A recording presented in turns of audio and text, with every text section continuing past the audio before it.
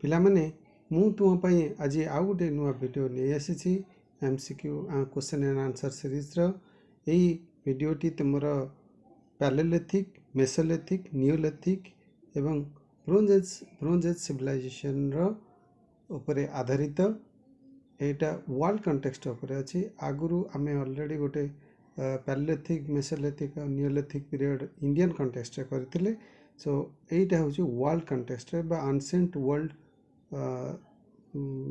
ରେ କିଭଳି ଭାବରେ ପ୍ୟାଲେଲିଥିକ୍ ପୁରାତନ ପ୍ରସ୍ତର ଯୁଗ, ମଧ୍ୟପ୍ରସ୍ତର ଯୁଗ, ନୂତନ ପ୍ରସ୍ତର ଯୁଗ ଏବଂ ବ୍ରୋଞ୍ଜ ଯୁଗ କିଭଳି ଭାବରେ ଡେଭଲପ୍ କରିଥିଲା, ଏହାରି ଉପରେ କ୍ୱେଶ୍ଚନ୍ ଗୁଡ଼ିକ ଆଧାରିତ ଏବଂ ତା ସହିତ ଉତ୍ତର ଗୁଡ଼ିକ ମଧ୍ୟ ସଂଲଗ୍ନ ଅଛି। ତ ଆରମ୍ଭ କରିବା। ସୋ କ୍ୱେଶ୍ଚନ୍ ଆରମ୍ଭ କରିବା ପୂର୍ବରୁ ତୁମକୁ ଆଉ ଗୋଟିଏ କଥା କହି ରଖି ଯେ ଯେଉଁମାନେ ମୋର ଚ୍ୟାନେଲଟିକୁ ସବସ୍କ୍ରାଇବ୍ କରିନାହଁ, ସବସ୍କ୍ରାଇବ୍ କରିନିଅ। ଏଇ ଯେଉଁ MCQ କ୍ୱେଶ୍ଚନ୍ ଗୁଡ଼ିକ ବହୁତ ଇମ୍ପୋର୍ଟାଣ୍ଟ ତୁମ ପାଇଁ। ବିଭିନ୍ନ ପରୀକ୍ଷାରେ ଆସିବ, ତୁମର କ୍ଲାସ୍ ପରୀକ୍ଷା ଛଡ଼ା ବିଭିନ୍ନ କମ୍ପିଟେଟିଭ୍ ପରୀକ୍ଷାରେ ମଧ୍ୟ ଆସିବ। ତାହେଲେ ଆରମ୍ଭ କରିବା। ତ ତୁମର ପ୍ରଥମ ପ୍ରଶ୍ନ ରହୁଛି, the word dash is derived from the two Latin words palaeo means old, lithic means stone. କେଉଁ ଶବ୍ଦଟି ଦୁଇଟି ଲାଟିନ୍ ଶବ୍ଦ ପ୍ୟାଲିଓ ଅର୍ଥ ଓଲ୍ଡ ବା ପ୍ୟାଲିଓ ଅର୍ଥ ପୁରୁଣା ଏବଂ ଲିଥିକ୍ ଅର୍ଥ ଷ୍ଟୋନ୍ ବା ପ୍ରସ୍ତର ଶବ୍ଦରୁ ଆସିଅଛି। ତାହେଲେ ସଠିକ୍ ଉତ୍ତରଟି କ'ଣ ହେବ ପିଲା? କିଏ କହିପାରିବ? ସଠିକ୍ ଉତ୍ତରଟି ତୁମର ହେଉଛି ପ୍ୟାଲିଓଲିଥିକ୍। ଠିକ୍ ଅଛି। ସୋ ପରବର୍ତ୍ତୀ ପ୍ରଶ୍ନକୁ ଯିବା। ପରବର୍ତ୍ତୀ ପ୍ରଶ୍ନଟି ତୁମର ରହୁଛି, the palaeolithic period has been subdivided into। So palaeolithic ପିରିୟଡ଼ଟିକୁ କେତୋଟି ଭାଗରେ ବିଭକ୍ତ କରାଯାଇଛି ବା ପୁରାତନ ପ୍ରସ୍ତର ଯୁଗକୁ କେତେ ଭାଗରେ ବିଭକ୍ତ କରାଯାଇଛି? A 3, B 5, C 4, D 6। ତାହେଲେ ସଠିକ୍ ଉତ୍ତରଟି କ'ଣ ହେବ? କିଏ କହିପାରିବ? ସଠିକ୍ ଉତ୍ତରଟି କ'ଣ ହେବ ପିଲା? ସଠିକ୍ ଉତ୍ତରଟି ହେଉଛି ତୁମର A 3। ଠିକ୍ ଅଛି। ସୋ 3 ନମ୍ବର ତିନି ଭାଗରେ ବିଭକ୍ତ ରହିଛି। ଲୋୟର ପ୍ୟାଲେଲିଥିକ୍, ମିଡିଲ୍ ପ୍ୟାଲେଲିଥିକ୍, ଅପର ପ୍ୟାଲେଲିଥିକ୍। ଠିକ୍ ଅଛି। ସୋ 3 ଭାଗରେ ବିଭକ୍ତ କରାଯାଇଛି। ଆମେ ପରବର୍ତ୍ତୀ ପ୍ରଶ୍ନକୁ ଯିବା। ପରବର୍ତ୍ତୀ ପ୍ରଶ୍ନ ରହୁଛି ତୁମର, it is believed that regular tool making started with the emergence of। So ବିଶ୍ୱାସ କରାଯାଏ ଯେ ନିୟମିତ ଭାବରେ ଯେଉଁ ଅସ୍ତ୍ର ଶସ୍ତ୍ର ତିଆରି କରିବାର ଯେଉଁ ପ୍ରକ୍ରିୟା କେଉଁମାନଙ୍କର ଉତ୍ପତ୍ତି ଠାରୁ ଆରମ୍ଭ ହେଲା? ତମର ଉତ୍ତରରେ ଅପସନ୍ ରହୁଛି। ଉତ୍ତରରେ ଅପସନ୍ ହେଲା A homo habilis, B demo habilis, C leo habilis, D ହେଲା ନନ୍ ଅଫ୍ ଦି ଏଭବ୍। ଆଉ ଥରେ ଉତ୍ତରରେ ତମ ଅପସନ୍ କହି ରଖୁଛି। Aରେ ରହିଲା ହୋମୋ ହାବିଲିସ୍, Bରେ ଡେମୋ ହାବିଲିସ୍, Cରେ ଲିଓ ହାବିଲିସ୍, Dରେ ନନ୍ ଅଫ୍ ଦି ଏଭବ୍। ତାହେଲେ ସଠିକ୍ ଉତ୍ତରଟି କ'ଣ ହେବ ପିଲା? ସଠିକ୍ ଉତ୍ତରଟି ତୁମର ହେବ A ହୋମୋ ହାବିଲିସ୍। ହୋମୋ ହାବିଲିସ୍ ମାନଙ୍କର ଯେତେବେଳେ ମାନେ ଆରମ୍ଭ ହେଲା, ସେବେଠାରୁ ଏ ଯେଉଁ ଟୁଲ୍ ବା ଅସ୍ତ୍ରଶସ୍ତ୍ର ପ୍ରକ୍ରିୟା ଗୋଟେ ନିୟମିତ ରୂପ ଧାରଣ କରିଥିଲା। ପରବର୍ତ୍ତୀ ପ୍ରଶ୍ନକୁ ଆମେ ଯିବା। ପରବର୍ତ୍ତୀ ପ୍ରଶ୍ନଟି ହେଉଛି, the earliest stone tools dates back to. So ସବୁଠାରୁ ପୁରୁଣା ଯେଉଁ ଷ୍ଟୋନ୍ ଟୁଲ୍ ବା ଯେଉଁ ଆମର ରହିଛି କ'ଣ ମାନେ ବସ୍ତ୍ର ନିମିତ୍ତ ଯେଉଁ ଅସ୍ତ୍ରଶସ୍ତ୍ର, ସବୁଠାରୁ ପୁରୁଣା ଅସ୍ତ୍ରଶସ୍ତ୍ରଟି ପ୍ରଥମେ କେବେ ନିର୍ମିତ ହୋଇଥିଲା? ଆମର ଉତ୍ତରରେ ଅପସନ୍ ରହୁଛି A 1.8 to 1.6 million years, B 1.2 to 1.4 million years, C 1.4 to 1.8 million years, D non of the above. ତାହେଲେ ସଠିକ୍ ଉତ୍ତରଟି କ'ଣ ହେବ ପିଲାଏ? ସଠିକ୍ ଉତ୍ତରଟି ତୁମର ହେବ A 1.8 to 1.6 ମିଲିୟନ୍ ଇୟର୍ସ। ଠିକ୍ ଅଛି। ତୁମର ପରବର୍ତ୍ତୀ ପ୍ରଶ୍ନ ରହୁଛି, flaking was done with a dash. Flaking industry କଥା ଆମେ ଜାଣିଛନ୍ତି ଯେ ବଡ଼ ବଡ଼ ପଥରକୁ ଆଉ ଗୋଟିଏ ବଡ଼ ପଥରରେ ଯେଉଁଟା ବାଡ଼େଇକି ତାକୁ କ'ଣ କରାଯାଏ ନା ଫ୍ଲେକ୍ ତିଆରି କରାଯାଏ ବା ଛୋଟ ଛୋଟ ଯେଉଁ ଧାରୁଆ ଅଂଶ ସବୁ ପଡ଼ିଯାଏ, ସେଇଟା जो फ्लेकिंग ତାକୁ କୁହାଯାଏ। सो जो छिलका आम कहती सो ସେଇଟା କାହା ଦ୍ୱାରା କରାଯାଉଥିଲା। ए रे तुम उत्तर ऑप्शन रोचे A hammer stone, B corner stone, C small stone, D none of the above. ताले सठिक उत्तरटी कौन हो पिला किए कहि परिबो? सठिक उत्तरटी कौन हो? सठिक उत्तरटी तुम रोचे ए हैमर स्टोन बा हाथुड़ी भाया जो पत्थर जो बड़ पत्थर आउ गोटे पत्थर को बाड़ेला फल से गोटे छिलका बाहर से छिलकाटा से धारुआ थाए। ठीक अच्छे आम परवर्ती प्रश्न को जीवा। परवर्ती प्रश्न तुम रोचे handaxes and cleavers were characteristic tools of. So ये जो हस्तकुठार एवं क्लेभर जो रही अस्त्र शस्त्र ये दुईटी अस्त्र क्यों समय तुम उत्तर ऑप्शन रोचे लोअर पैलेलिथिक एज बा निम्न प्रस्तर युगर, मध्य प्रस्तर बी मिडिल पैलेलिथिक एज मध्य प्रस्तर युगर,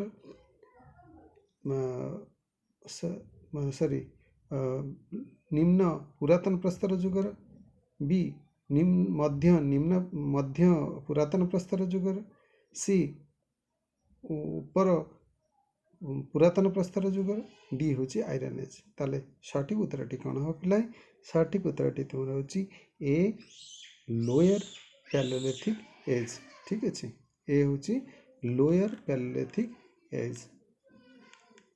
आमर परवर्ती प्रश्न को जीवा। परवर्ती प्रश्नटी तुम रही one significant aspect of the dash palaeolithic tools is the use of bones horns and would. ठीक अच्छे सो क्यों प्राचीन बा पुरातन प्रस्तर युगर क्यों माने क्यों भागरे पुरातन प्रस्तर युगर क्यों भागरे हाड़ सिंह एवं काठरे निर्मित अस्त्र शस्त्र तैयारी करा जाउथला। ठीक अच्छे ताले तुम उत्तर रे ऑप्शन रोचे ए रे रोचे मिडिल, बी रे रोचे लोअर, सी रे रोचे अपर, डी होचे नन ऑफ द अबव। मध्य निम्न एवं ऊपर एवं उपरोक्त मध्य क्योंटी नुहे। ताले सठिक उत्तरटी कौन हो पिलाए? सठिक उत्तरटी हम तुम ए मिडिल। ठीक अच्छे ताले परवर्ती प्रश्न को जीवा। परवर्ती प्रश्न तुम रोचे dash were like modern humans in physique, brain capacity, structure and facial features. क्यों मनीष आधुनिक मनीषर शारीरिक गठन तार ब्रेन कैपेसिटी बा ब्रेन दक्षता बड़ी मस्तिष्कर दक्षता तार स्ट्रक्चर तार आकार एवं तार फेसियल फीचर्स बा मुहर जो वैशिष्ट्य पूरा ता सहित मिसी जाउथला। ठीक अच्छे ताले तुम उत्तर रे ऑप्शन रोची उत्तर रे ऑप्शन रोची A homo sapiens sapiens, B Neanderthal, C Java man, D none of the above.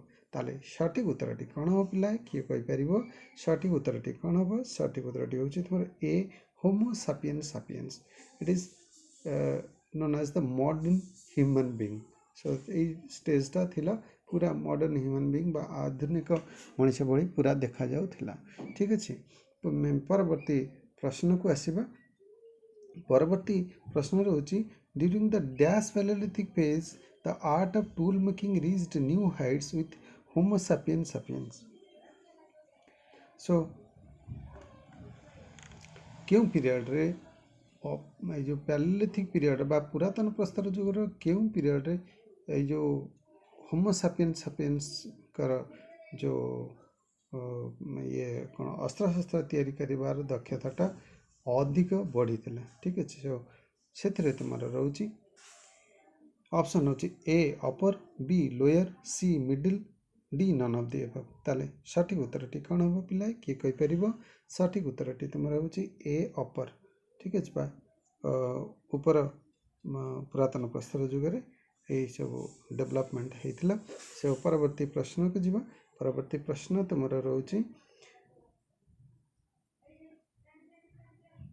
Sorry the term dash has been derived from the word mesos and lithos. क्यों शब्दटी मध्य एवं प्रस्तर शब्द आसी अछि? तुम उत्तर रे ऑप्शन रोची ए पैलेलिथिक सॉरी तुम उत्तर रे ऑप्शन रोची A Palaeolithic B Mesolithic C Neolithic D none of the above ताले सठिक उत्तरटी कौन हो पिला किए कहीपर सठिक उत्तरटी तुम रोचे मेसोलिथिक ठीक अच्छे सो मेसोलिथिक शब्दटी मेसोज मध्य एवं मिडिल एवं डी एवं लिथोस शब्द हूँ प्रस्तर ठीक अच्छे सो ये मेसोज एंड लिथिक बा लिथोस शब्द लिथिक एक्चुअली हम सो लिथिक शब्द राशि अच्छी सो मेसोलिथिक टर्म टे परवर्ती प्रश्न को जीवा who introduced the terms Paleolithic or Old Stone Age and New Stone Age so किए प्रथमे जो पुरातन प्रस्तर जुग एवं नूतन प्रस्तर जुग कथा लिखी किए ये टर्म टी को यूज करुले प्रथमे आरंभ करते सो उत्तर रे तुम ऑप्शन रोचे A John Lubbock B John Hubbock C Steve Hunak D none of the above ताले सठिक उत्तरटी कौन हो पिलाए किए कहीपर सठिक उत्तरटी तुम हूँ ए जॉन लुबक तांकर पुस्तक रे ए पैलेलिथिक टर्म कथा लिखिंट एवं पैलेलिथिक एवं नियोलिथिक टर्म कथा प्रथमे लिखिंट परवर्ती प्रश्न को आसवा परवर्ती प्रश्न गोटे इंटरेस्टिंग क्वेश्चन रोचे तुम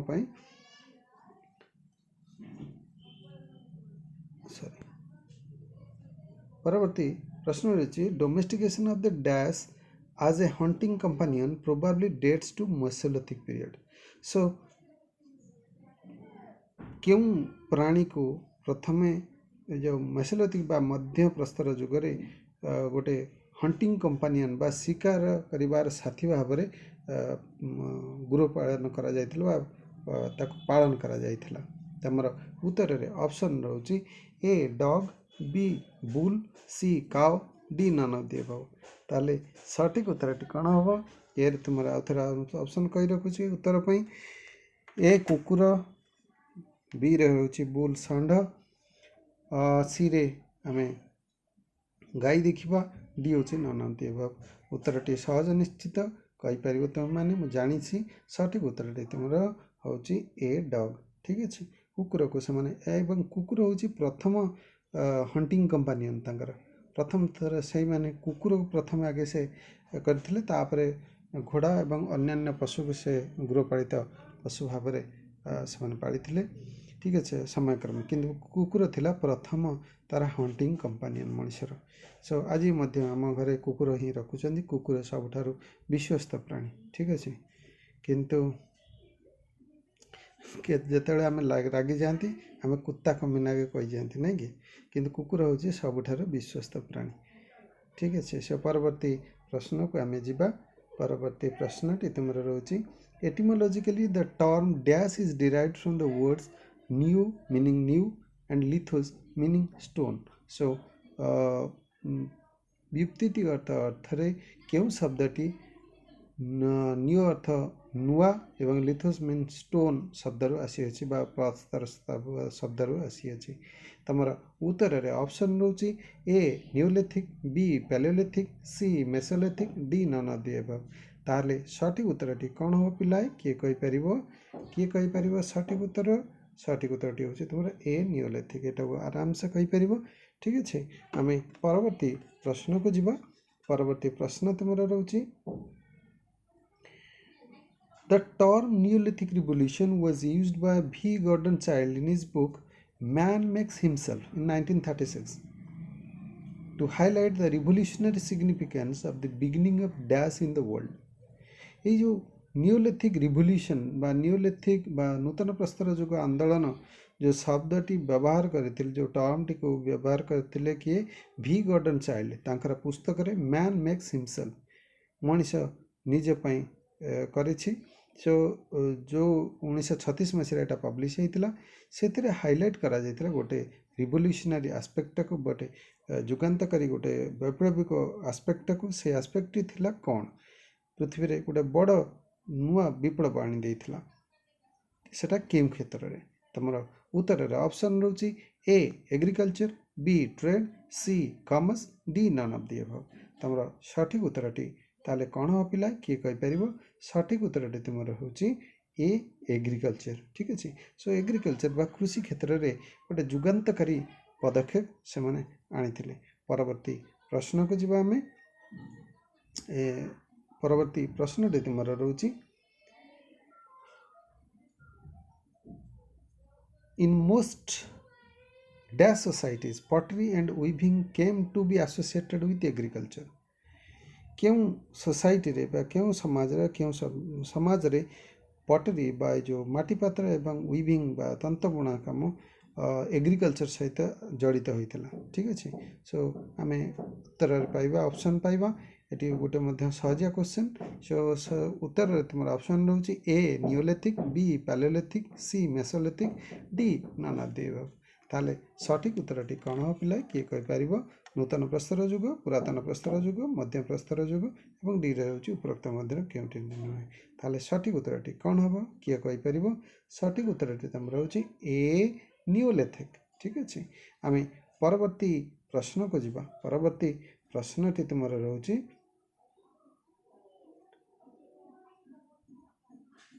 परवर्ती प्रश्न रोचे the dash was introduced in 6th millennium BC. ख्रीष्टपूर्व 6th माने 6th मिलेनियम बीसी रे क्यों जिनसटी इंट्रोड्यूस कराइतला बा क्यों जिनसटी आरंभ होइतला। ठीक अच्छे। तमर उत्तर रे ऑप्शन रोचे ए हंटिंग, बी व्हील, सी ट्रेन, डी शिप। ताले सठिक उत्तर तुमको निश्चय आसो ये क्वेश्चन आंसर। सठिक उत्तर टी कौन हम पिला किए कहि हंटिंग तो नुहे। ठीक अच्छे। ट्रेन तो कस्मिन काले नुहे, शिप भी कस्मिन काले नुहे। ताले सठिक उत्तर टी कौन रोची बी व्हील। ठीक अच्छे। सो जो चकर उद्भावन है जो 6th मिलेनियम बीसी बेलू ये गोटे बड़ वैप्लविक परिवर्तन आनी। परवर्ती प्रश्न को जीवा। परवर्ती प्रश्न होची innovation of the technique of smelting ore ended the stone age and began dash age. जो जेतेबेले ओर बा धातु को स्मेल्ट करागला बा तरले बा जो प्रक्रिया से जो इनोवेशन है बा जो ताको नुआ करी बाहर करागला सेटा कौन कला ना आमर स्टोन एज रो परिसमाप्ति करितला बा प्रस्तर जुगर परिसमाप्ति करितला एवं केउ जुगर आरंभ करितला। केउ जुग आरंभ होइतला ए मेटल रो यूज फल। ठीक अच्छे। ताले सठिक उत्तर पाई तुम ऑप्शन रोचे A bronze, B gold, C diamond, D iron. Bronze तंबा, बी गोल्ड होची सुना, सी होची डायमंड हीरा, डी होची आयरन लुहा। ताले सठिक उत्तरटी कौन हम होची किए कहि परिबो सठिक उत्तरटी तुम होची ए ब्रोंज। ठीक अच्छे। आम परवर्ती प्रश्न को जीवा। परवर्ती प्रश्न तुम रोची परवर्ती प्रश्न रोची the most significant dash manufactured was bronze. The first most significant dash manufactured was bronze. Bronze प्रथमे क्यों ब्रोंज रो कौनटा गोटे मैन्युफैक्चर होता। ठीक अच्छे। सो ए रे तुम ऑप्शन रोची A metal, B leather, C bone, D none of the above. धातु ए रे रोचे धातु, बी रे रोचे चमड़ा, सी रे रोचे हाड़, डी रे रोचे नन ऑफ द अबव। सहजिया क्वेश्चन टे सठिक उत्तर टी किए कहि सठिक उत्तर तुम रोचे ए मेटल। ठीक अच्छे। The first most significant metal manufactured was bronze. Bronze थिला प्रथम धातव पदार्थ जोटा कि मैन्युफैक्चर करा जाइथिला। सो परवर्ती प्रश्न को जीवा। परवर्ती प्रश्न रोचे the bronze age was followed by dash age by the dash age. So bronze age पर क्यों जुग आसीथिला। तमर उत्तर रे ऑप्शन रोचे A iron, B gold, sorry तुम द ब्रोंज एज पर क्यों जुगटी आसीथिला बा ब्रोंज जुग पर क्यों जुग आसीथिला। तमर उत्तर रे ऑप्शन रोचे ए आयरन बा लुहा, बी गोल्ड बा सोना, सी टीन बा टीण, डी हूँ नन ऑफ द एबव उपरोक्त मध्य केउटी नुहे ताले सठिक उत्तरटी कौन हम पिला किए कहीपर सठिक उत्तरटी तुम रही ए आयरन ब्रोंज एज पर आयरन एज आसीला आमर परवर्ती क्वेश्चन एवं शेष प्रश्नटी रोचे initially clay pottery was dash प्रारंभिक स्तर रे जो माटी रे कादुर जो पटरी तैयारी करा बा जो पात्र माटी पात्र तैयारी करा ताहा कौन थिला कि बड़ी भाव तैयारी करा एटी मध्य गोटे सहजिया क्वेश्चन तुम उत्तर ऑप्शन रोची A handmade B machine made C industry made D none of the above हाथ द्वारा निर्मित मेसीन द्वारा निर्मित शिल्प संस्था द्वारा निर्मित डी हूँ नन ऑफ द एबव उपरोक्त मध्य केउटी नुहे ताले सठिक उत्तरटी कौन हम पिलाए किए कहीपर सठिक उत्तरटी तुम रोचे हैंडमेड बा हस्त निर्मित पटरी आगे क्लेटा को प्रथम आम आगे जो हाथ में तैयारी करुले सब पटरी तापर जो व्हील बाहर व्हील रे तैयारी है बा जो कुंभार चक द्वारा से जो चक मध्यम विभिन्न पटरी जो माटी पात्र सब निर्माण करागला सो ये सहित आज तुम जो पैलोलिथिक पुरातन प्रस्तर युग मध्य प्रस्तर युग नूतन प्रस्तर युग एवं जो आमर रही ब्रोंज एज सिविलाइजेशन रो किसी आरंभ कर परवर्ती पर्यायर आम पुणी ताको आरंभ कर पढ़ा जारी रखा सो समस्त धन्यवाद गोटे खुशी कथा जे तुम मैंने भल रेस्पॉन्ड करुछ किंतु संख्या बहुत कम रोची जी तुम मान परीक्षा तुम मैंने पाठ पढ़ा उचित एवं अधिक अधिक भाव में जॉइन करने कथा किंतु देखा जाउछि बहुत कम पिला जॉइन करुछ दुखर कथा ठीक अच्छे सो आम आउ गोटे कथा कही रखे जो मैंने मोर चैनल टी को सब्सक्राइब करना हो सब्सक्राइब कर एवं सब वीडियो गुड़िक टे लाइक कर कमेंट कर तो पैसा टी अंत पड़ूनी ठीक अच्छे आशा करुँची तुम मैंने तुम मानकर बंधु मानक जनइब से पाठ पढ़े ये लॉकडाउन समय ठीक अच्छे सो समस्त को धन्यवाद stay safe stay happy thank you all.